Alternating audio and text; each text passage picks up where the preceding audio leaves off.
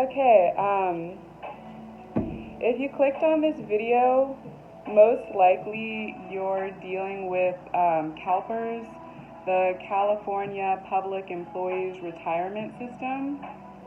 And you may have been dealing with them for like a while, like a hot minute now.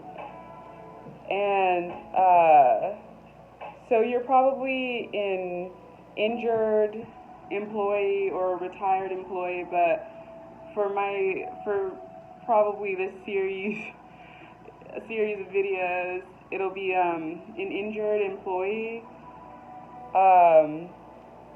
either injured or permanently disabled because of an injury through, and you work at a California state job. So I got injured while working for the state, and it was crazy.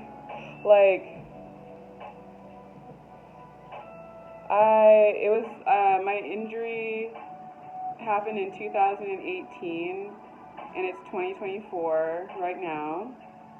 And depending on the job that you're trying to get, it can take a while to get hired through the state because you have to do again, depending on the job you're trying to get, you could be doing a bunch of physical examinations, psychological evaluations, paperwork like crazy. And for me, I was an Atascadero State Hospital police cadet. I was an Atascadero State Hospital Police Department employee as a police cadet. A few weeks right before graduation, we were doing our arrest and control portion before graduating police academy, and I got my ass handed to me by a cop. And I had a dislocated patella, so it's like when the wobbly part of your knee goes to the back of your leg. And then that was my journey, the beginning of my journey dealing with CalPERS. So you're probably, if you're like me, and I've met so many other people who employees dealing with CalPERS, it's kind of crazy. You're probably dealing with a bunch of really just odd situations. You're probably very confused. You are paperwork on paperwork. You are getting so much paperwork that you don't even know what to do, most likely, and you probably aren't getting very much help, and you probably think you're really alone on it. And there were, in the years that I've been dealing with this, so much happened, so much has changed. My whole outlook on life is different.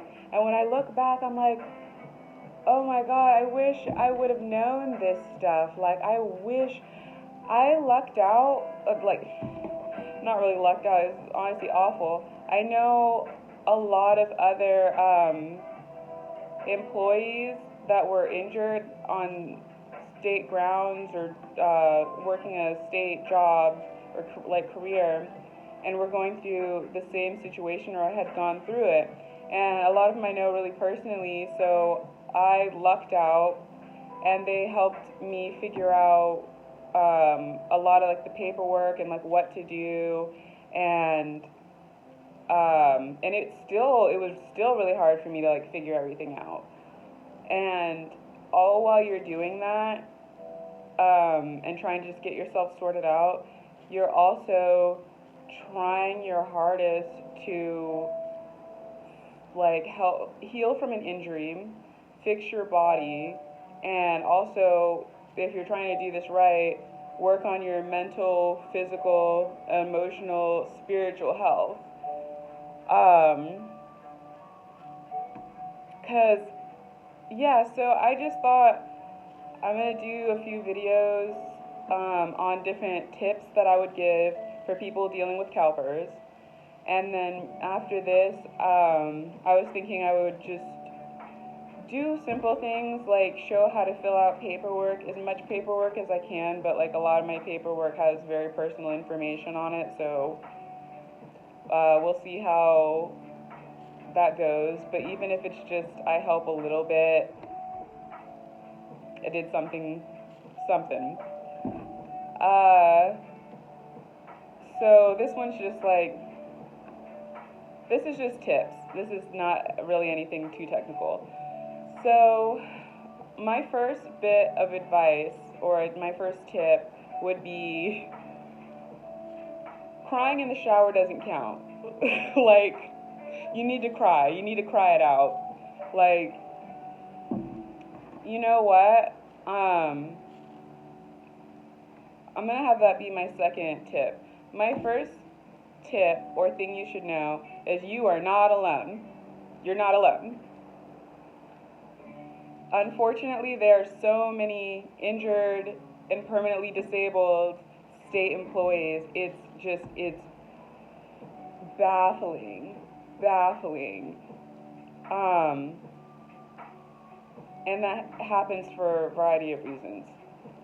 But because of the most like a lot of state jobs, at a lot of state facilities, they will do many things that they have been doing for just decades on decades and continue doing, even though it creates more difficulties, wastes more money, complicates more lives. Like, it ultimately, like, it's a much more difficult way to handle things, because same old system, and on top of that, there is a huge lack of empathy and understanding that if you just do the right thing and help your employees out, you'll have employees who are very dedicated to you, who will tell friends and family, hey, it's a good idea to try to get out, like, work here, do whatever. Even if they do have a disability, they like might try to work for them again in a different capacity, maybe do like a desk job or something like that. But because of so many complications that are very insane and unnecessary, many injured employees end up in a lawsuit. So that's probably why you're here, because you're in a lawsuit. Which is crazy because, again, the amount of money to go through an entire lawsuit, to hire lawyers, to hire judges, to hire your own judges, it wastes literally millions of dollars, instead of just having the empathy to really help people. Because, like, so long story short, you're probably in a lawsuit, and it sucks. And the reason that you might feel very alone in this, and a lot of this I have to talk about like my own personal experience, because it's my own personal experience. My injury happened in 2018, right before quarantine, so that's extra alone time. And at the time, I lived in an upstairs apartment, and I had to be on crutches and a leg immobilizer for like months. Like, I had 8 months of bed rest alone, and it was awful. It was so awful. It's like, it mentally, yeah, like literally just going outside for physical therapy, and even then, that's a whole nother story, because another thing, you're probably not getting enough physical therapy or rehabilitation. And anyway, so long story short, I keep saying that, but it's not a short story. You're probably in a lawsuit, and since you're in a lawsuit, you have to keep a lot of things private, and just not put out too much information, and you don't really exactly know who to trust. So you probably stay to yourself a lot more. There's a chance that you're going through so much, and there's only so much like friends and family members can or will like talk to you about or handle with you. So you don't want to like burden them with your situations or your problems, even though it's like it doesn't make any sense. Like it's an insane. You're in a very very insane situation, to the point where it kind of like sounds insane for you to talk about really, and then other people probably don't understand it either, or really confused. I have no idea what you're talking about with the paperwork or this confusing system. So you just like you're probably like feeling like very alone and very distant. That part of your life is yeah. So there are others like you. I'm sure you have to go to the grocery store and in your town, and most likely you're gonna like see like 2-3 people who are also having to handle and deal with CalPERS, but you don't know.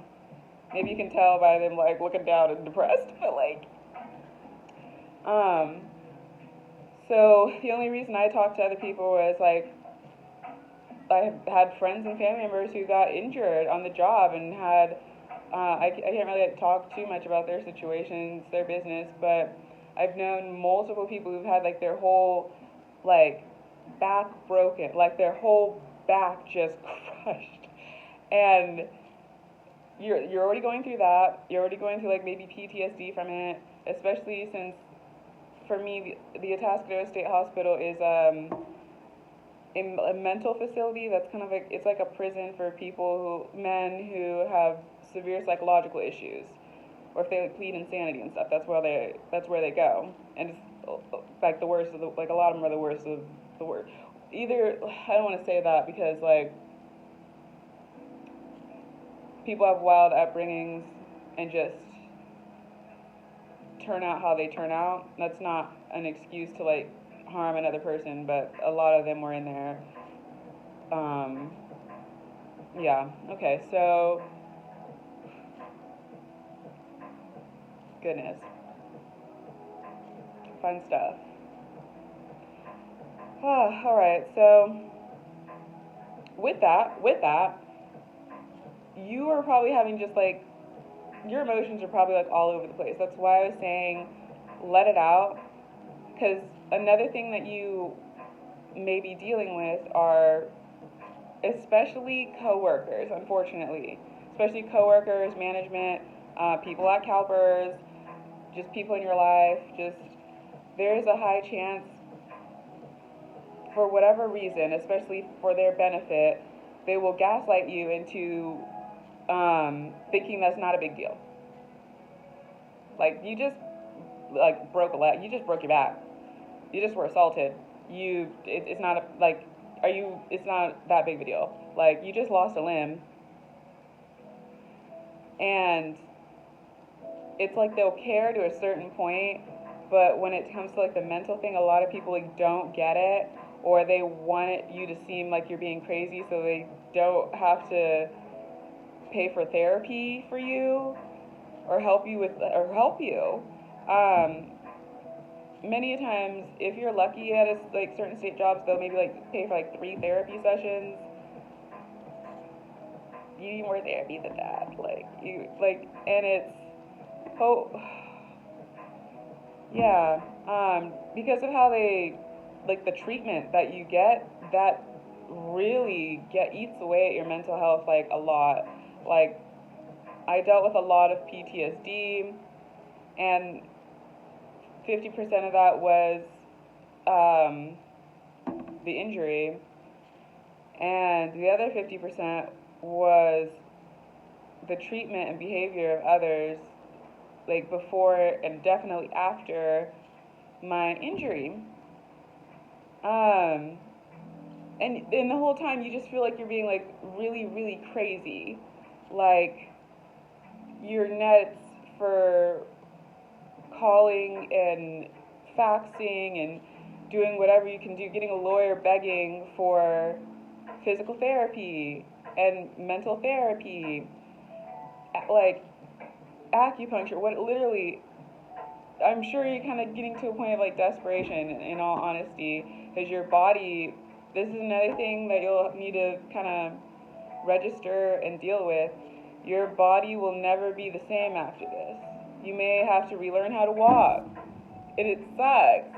You may have lost a limb. You, like, God forbid, you may have had a friend or like a family member pass away in there. So many things. Sexual assaults, like, so you need therapy. You really need to not be hard on yourself, not let other people be hard on you, and really take care of yourself as much as you possibly can, and like give yourself time and patience, because it's going to be a struggle. Most likely you're going to have really bad atrophy, which is really difficult. If it was, something bone related, your skeletal system will be very off, and all of this stuff affects your mental health. And there's no shame in getting therapy. They should pay for therapy, especially if people are like assaulted or anything like that.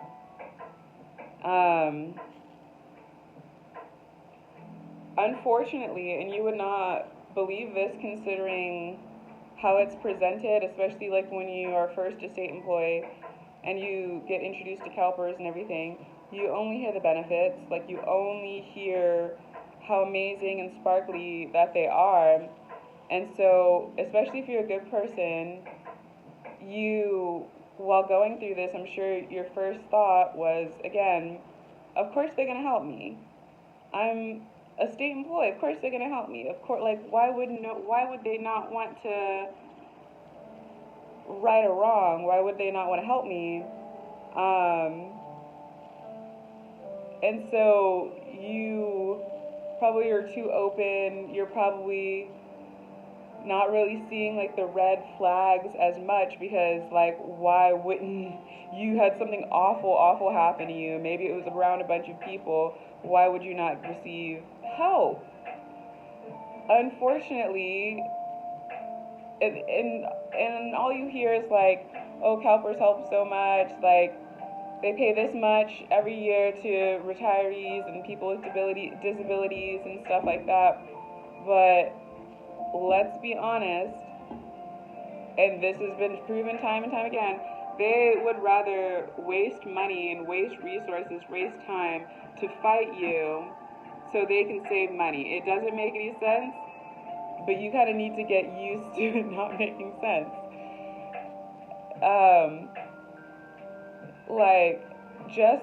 I was thinking little things, not even little things. You had to hire multiple lawyers to fight me. With how much you paid them, you could have just given me more physical therapy until I was rehabilitated. Like, and have empathy for said employee, and like therapy, physical therapy, don't just be like, okay, 1, 10, whatever sessions, that's all you get, that's the max, like, whatever, like, you're fine. No, you need to help these people.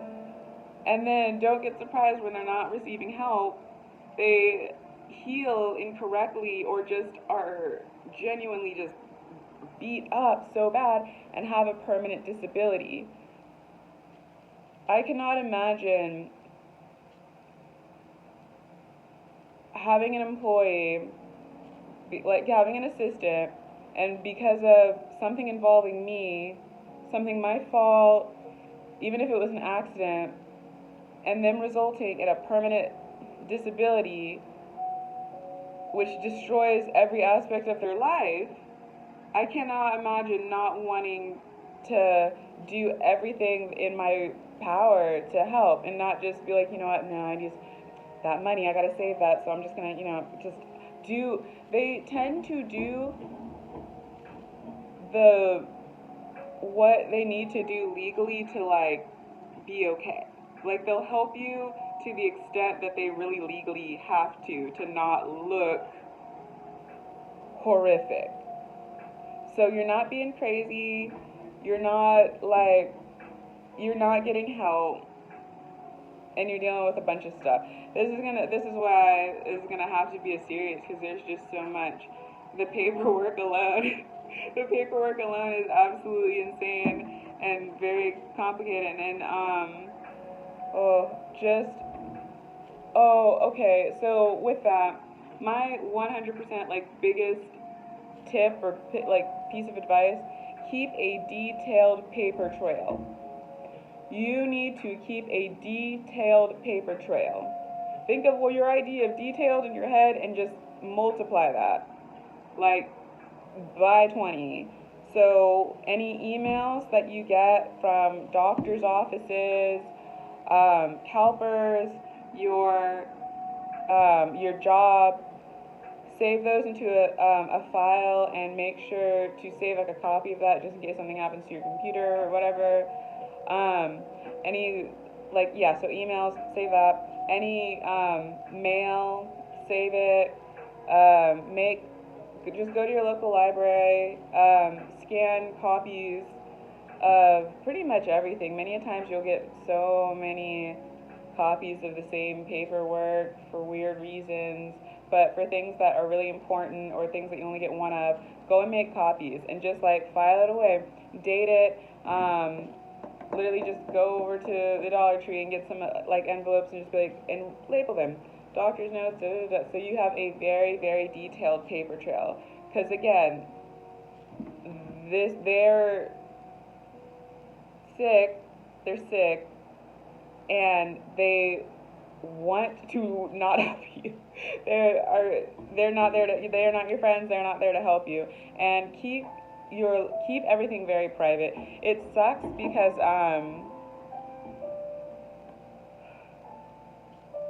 this does make you feel more alone, but with your coworkers, not everybody is your friend. Just because you're nice, just because you wouldn't do certain things to people, doesn't mean other people won't. So don't talk about things with your coworkers. Not everybody needs to know everything. People will fake concern just to get some tea on you, and it's weird. It's super, super weird. My only exception to that would be someone like, hey, I dealt with this, or I had a friend to deal with this. Can I talk to you about it? Can I help you? And like you exchange stories in that way. Somebody that you trust, like really listen to your gut intuition, and if you have any of that like or ick or just suspicion, like, do they really care? Like, do they just keep it to yourself? Because that just trickles around your work, and it's kind of like a game of telephone where things just get weird and mixed up, and you get very villainized and everything. And all of that is to make it look like you're the enemy, so they can be okay trying their hardest to not help you by giving you like, all they see is money. They don't see quality of life. They don't see pain. They don't see like the daily issues. They don't see like your mental health. Oops. Phone like running out of battery. They don't see that. They just see dollar signs, and it's really weird because they want to waste dollar signs to save dollars. They're not right in the head, man. It sucks. So yeah, keep things to yourself. Keep a very detailed paper trail.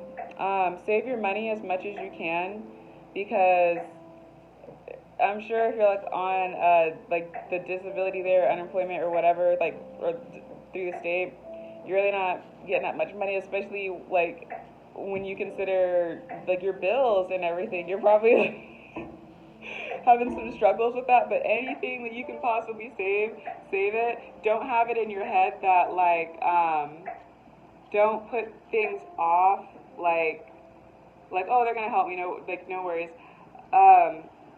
Don't put things off like working on your atrophy, this is gonna have to be more videos, but if I can help somebody through this, or at least help them not mess up on paperwork or not feel so alone, or just, it's kind of hard to just break everything down and really,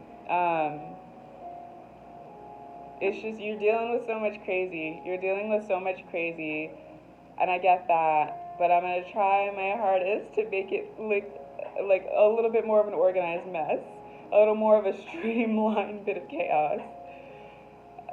Yeah. And I don't know, hopefully you can get some laughs out of this, because like my ooh, my life's weird. My life's so weird. It really is. And this whole situation was just weird. You're gonna end up in so many weird situations. You're gonna be so many times you're like, what? What? Did that? Yeah, it did just happen. It's weird. And you're gonna end up with all these situations where you like try to explain it to people, and they're like, what? Well, so many people might not even believe you, because they're like, well, why would that happen? Like, that's so nuts. That's so evil. And it's like, I know, because I'm getting abused. like it's so wild. It's so wild. Like. And again, just try to cry it out, laugh it out, do whatever that's healthy to try to get these emotions out. Like, sometimes you gotta try to joke about it. Don't joke to the wrong people, because they're gonna take it seriously and be like, oh, see, they didn't lose a limb because they just made a joke about them losing a limb. No, so you gotta laugh the pain off sometimes. And then if you need to go cry in the shower, do that. In these last few years, like 2018 to now, I literally have no clue how many times I have been in the shower like, Jesus, I can't do this, Lord, I can't deal with cameras, what these people do. Like, this is like ugly cry in the shower. Just ugly cry in that shower. Put on some like real sad music. I got a Bluetooth speaker, and I had like, every time I had to go to meetings or all this chaos, I had to like prepare, because I was like, I already know the inevitable. Like, let me get a huge jug of water because I'm gonna be dehydrated from crying. Let me put this speaker in there. I'm gonna cry to the Mulan soundtrack. Like, let's let's get real with it, because it's not like, that's why I'm like doing it in the shower, because it was like you're like doing the like. Jesus! Like, trust me, you're not being crazy. Like, you're going through some crazy stuff. You're getting abused. I'm gonna try to help you through as much as I can, because man, I'm still going through it. My body, mind, everything is still going through it. So you're not alone. These people are just wild in the worst way possible. It's just so life. Anyway, have a good day, y'all.